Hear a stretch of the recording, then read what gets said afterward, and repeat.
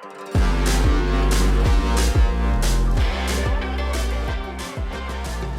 ever feel betrayed in your life? Like true betrayal? Like, oh my gosh, I'm walking with you, we're supposed to be friends, and now you have chosen otherwise.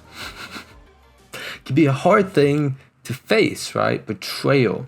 There's a great Bible story about betrayal that I've never really heard anyone teach on, but it's pretty evident of what happened. So I'm going to set the stage for you, and then we're going to talk about Obadiah, which is a book about betrayal, if you didn't know. So in the time of Israel, they were considered to be the promised nation of God. So God, going all the way back to the beginning, he picked a man out called Abraham. He said, Abraham, through you, I'm going to bless the nations, but I'm also going to make you a great, powerful nation. So skip forward a few hundred years, and Abraham's descendants have become a nation of 1 million people, but they're enslaved. So God brings them out of slavery. They make this promise with God of saying, hey, God, we're going to walk with you. We're going to do what you want us to do. And then God's like, great, I'm going to bless you. So then they go, they make a kingdom, they get a king against God's wishes, and then their kings they're terrible.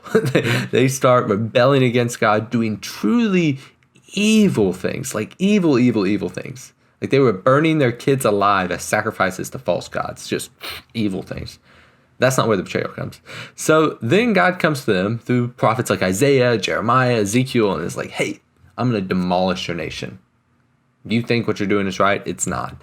It's not. You're worshiping false gods. You're doing things that I wouldn't even imagine have done. They're so evil.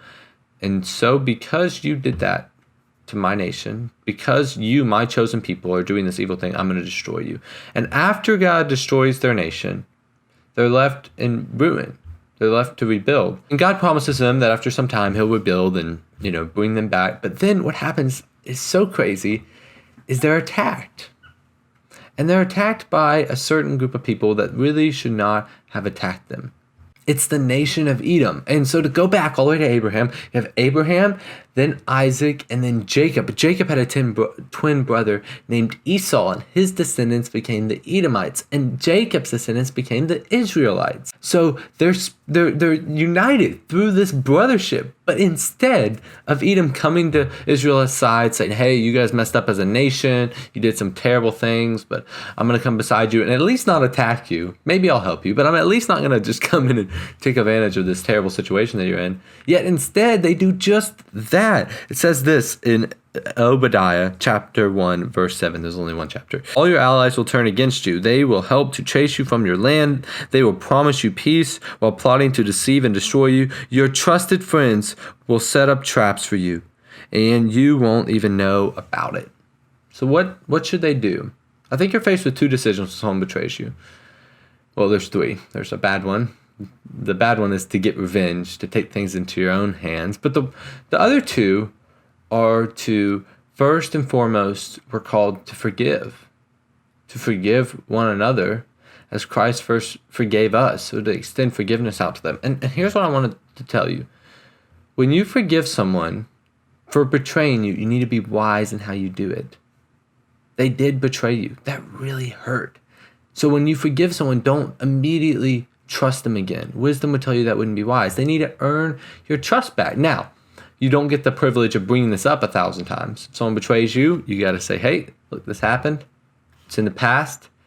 You got to work to earn forgiveness back. That might look like X, Y, and Z. But I'm going to forgive you. I'm not going to bring it up again. These are the steps that we need to do to get trust back.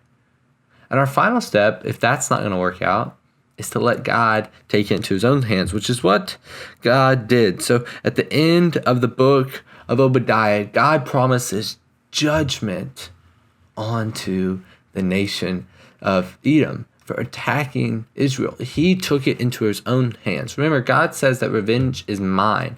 So when we take revenge into our own hands, we're actually stealing from God, which is a pretty terrifying place to be. Anyways, I hope this kind of gave you some clarity on what you should do when you're betrayed. If it did, please leave a like. It really does help the channel, and I'll see you back here later as we continue to read through scripture together.